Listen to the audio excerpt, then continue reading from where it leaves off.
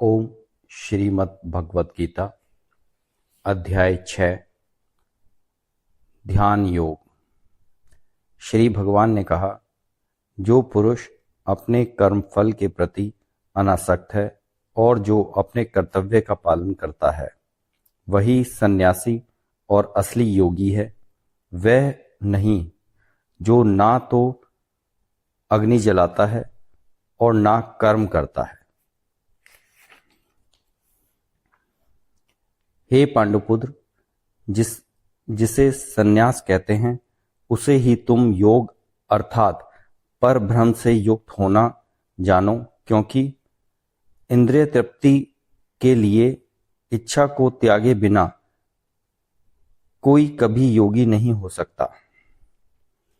अष्टांग योग के नव साधक के लिए कर्म साधन कहलाता है और योग सिद्धि पुरुष के लिए समस्त भौतिक कार्यकलापों का परित्याग ही साधन कहा जाता है।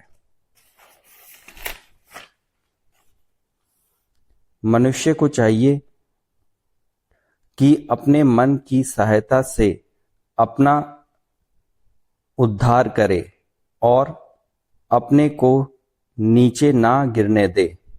यह मन बुद्ध जीव का मित्र भी है और शत्रु भी।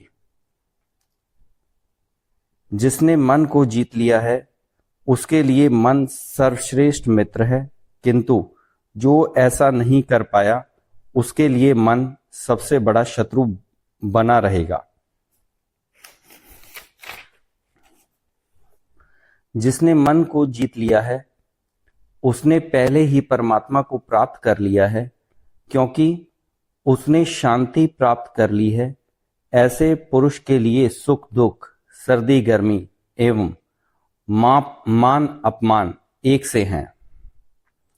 वह व्यक्ति आत्म साक्षात्कार को प्राप्त तथा योगी कहलाता है, जो अपने अर्जित ज्ञान तथा अनुभूति से पूर्णतया संतुष्ट रहता है। ऐसा व्यक्ति आध्यात्म को प्राप्त तथा जितेंद्रिय कहलाता है। वह सभी वस्तुओं को, चाहे वे कंकड़ हों, पत्थर हों या कि सोना, एक समान देखता है। जब मनुष्य निष्कपट हितैषियों, प्रिय मित्रों, तटस्थों, मध्यस्थों, ईर्ष्यालुओं, शत्रुओं तथा मित्रों, पुण्य आत्माओं एवं पापियों को समान भाव से देखता है, तो वह और भी उन्नत माना जाता है। योगी को चाहिए कि वह सदैव अपने शरीर, मन तथा आत्मा को परमेश्वर में लगाए, एकांत स्थान में रहे और बड़ी सावधानी के साथ अपने मन को वश में करे। उसे समस्त आकांक्षाओं तथा संग्रह भाव की इच्छाओं से मुक्त होना चाहिए।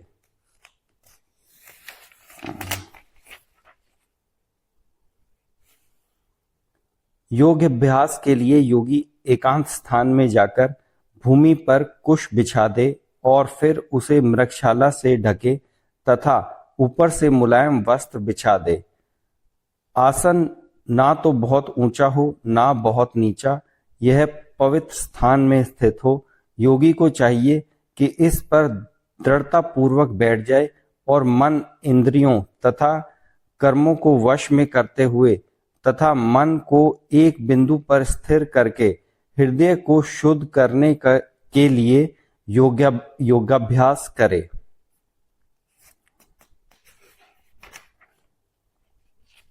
योगाभ्यास करने वाले को चाहिए कि वह अपने शरीर, गर्दन तथा सिर को सीधा रखे और नाक के अगले सिरे पर दृष्टि लगाए।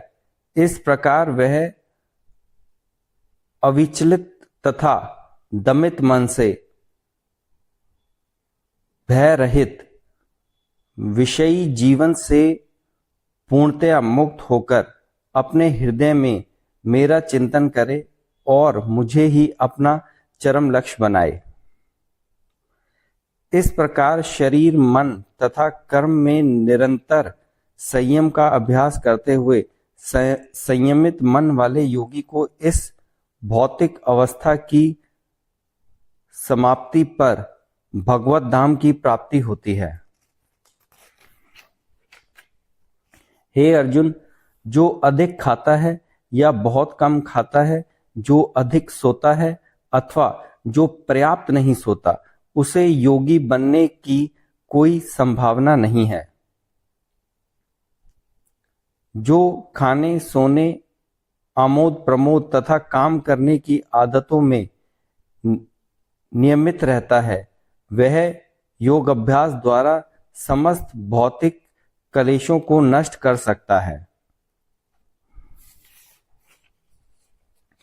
जब योगी योग अभ्यास द्वारा अपने मानसिक कार्यकलापों को वश में कर लेता है और आध्यात्म में स्थित हो जाता है, अर्थात समस्त भौतिक इच्छाओं से रहित हो जाता है, तब वह योग में सुस्थिर कहा जाता है। जिस प्रकार वायु रहित स्थान में दीपक हिलता डुलता नहीं, उसी तरह जिस योगी का मन वश में होता है, वह आत्म तत्व के ध्यान में सदैव स्थिर रहता है। सिद्धि की अवस्था में, जिसे समाधि कहते हैं, मनुष्य का मन योगाभ्यास के द्वारा भौतिक मानसिक क्रियाओं से पूर्णतया संयमित हो जाता है। इस सिद्धि की विशेषता यह है कि मनुष्य शुद्ध मन से अपने को देख सकता है और अपने आप में आनंद उठा सकता है। इस आनंदमयी स्थिति में वह दिव्य इंद्रियों द्वारा असीम दिव्य सुख में स्थित रहता है। इस प्रकार स्थापित मनुष्य कभी सत्य से विफत नहीं होता और सुख की प्राप्ति हो जाने पर वह इससे बड़ा कोई दूसरा लाभ नहीं मानता। ऐसी स्थिति को पाकर मनुष्य बड़े से बड़ी कठिनाई में भी विचलित नहीं होता। यह निसंदेह भौतिक संसर्ग से उत्पन्न होने वाले समस्त दुखों से वास्तविक मुक्ति है। मनुष्य को चाहिए संकल्प तथा श्रद्धा के साथ योगाभ्यास में लगे और पथ से विचलित ना हो। उसे चाहिए कि मनोधर्म से उत्पन्न समस्त इच्छाओं को निर्वाद रूप से त्याग दे और इस प्रकार मन के द्वारा सभी और से इंद्रियों को वश में करे। धीरे धीरे क्रमश पूर्ण विश्वास पूर्वक बुद्धि के द्वारा समाधि में स्थित होना चाहिए और इस प्रकार मन को आत्मा में ही स्थित करना चाहिए तथा अन्य कुछ भी नहीं सोचना चाहिए। मन अपनी चंचलता तथा अस्थिरता के कारण जहां कहीं भी विचरण करता हो, मनुष्य को चाहिए उसे वहां से खींचे और अपने वश में लाए। जिस योगी का मन मुझ में स्थिर रहता है, वह निश्चित ही दिव्य सुख की सर्वोच्च सिद्धि प्राप्त करता है। वह रजोगुण से परे हो जाता है। वह परमात्मा के साथ अपनी गुणात्मक एकता को समझता है और इस प्रकार अपने समस्त विगत कर्मों के फल से निवृत्त हो जाता है। इस प्रकार योगाभ्यास में निरंतर लगा रहकर आत्मसंयमी योगी समस्त भौतिक कल्मश से मुक्त हो जाता है और भगवान की दिव्य प्रेमा भक्ति में परम सुख प्राप्त करता है। वास्तविक योगी समस्त जीवों में मुझको तथा मुझ में समस्त जीवों को देखता है। निसंदेह स्वरूप सिद्ध व्यक्ति मुझ परमेश्वर को सर्वत्र देखता है। जो मुझे सर्वत्र देखता है और सब कुछ मुझ में देखता है, उसके लिए ना तो मैं कभी अदृश्य होता हूं, ना वह मेरे लिए अदृश्य होता है। जो योगी मुझे तथा परमात्मा को अभिन्न जानते हुए परमात्मा की भक्ति पूर्वक सेवा करता है, वह हर प्रकार से मुझ में सदैव स्थित रहता है।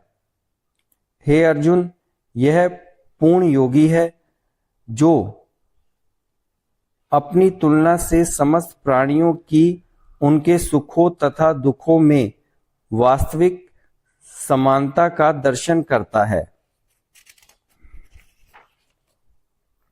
अर्जुन ने कहा, हे मधुसूदन, आपने जिस योग पद्धति का संक्षेप में वर्णन किया है वह मेरे लिए अव्यवहारिक तथा असहनीय है, क्योंकि मन चंचल तथा अस्थिर है। हे कृष्ण, चूंकि मन चंचल,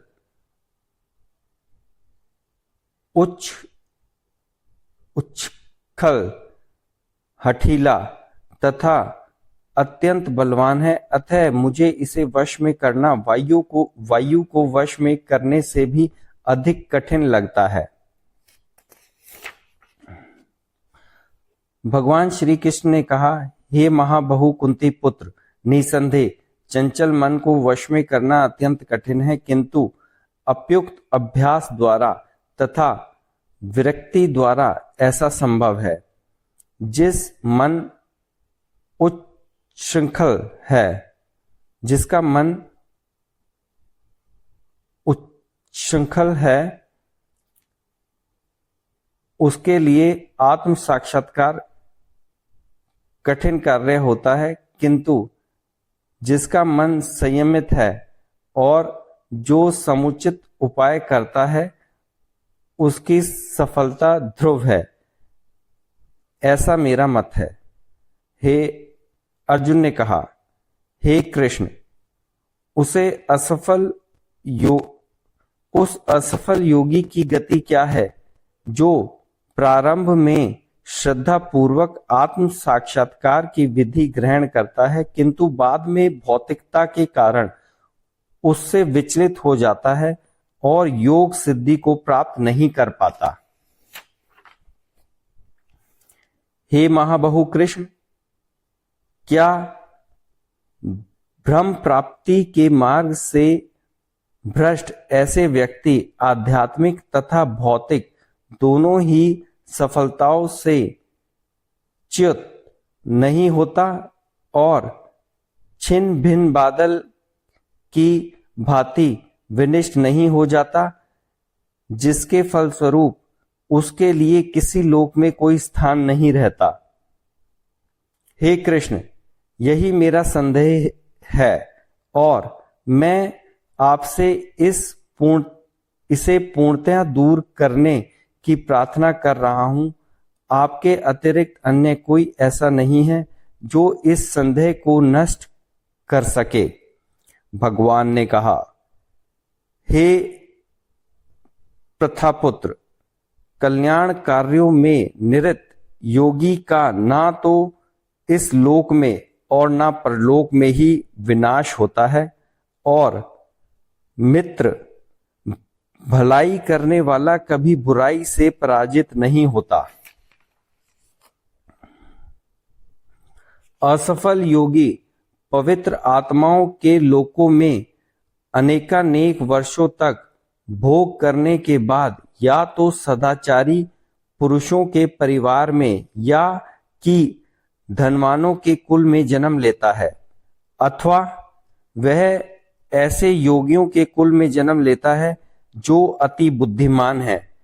निश्चय ही इस संसार में ऐसा जन्म दुर्लभ है।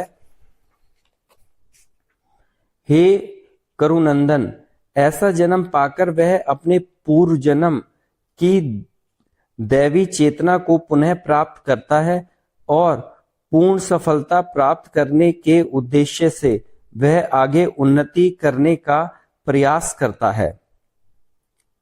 अपने पूर्व जन्म की दैवी चेतना से वह ना चाहते हुए भी स्वतः योग के नियमों की ओर आकर्षित होता है ऐसा जिज्ञासु योगी शास्त्रों के अनुष्ठानों से परे स्थित होता है, और जब योगी समस्त कल्मश से शुद्ध होकर सच्ची निष्ठा से आगे प्रगति करने का प्रयास करता है तो अंतोगत्वा अनेकानेक जन्मों के अभ्यास के पश्चात सिद्धि लाभ करके वह परम गंतव्य को प्राप्त करता है।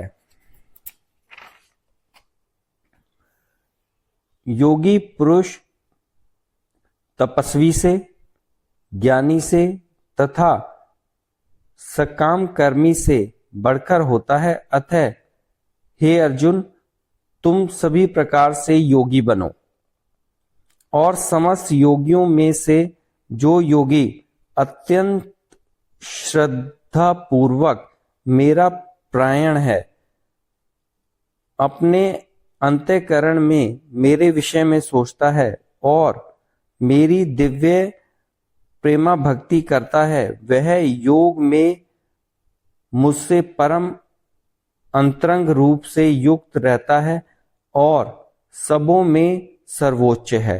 यही मेरा मत है। नमस्कार।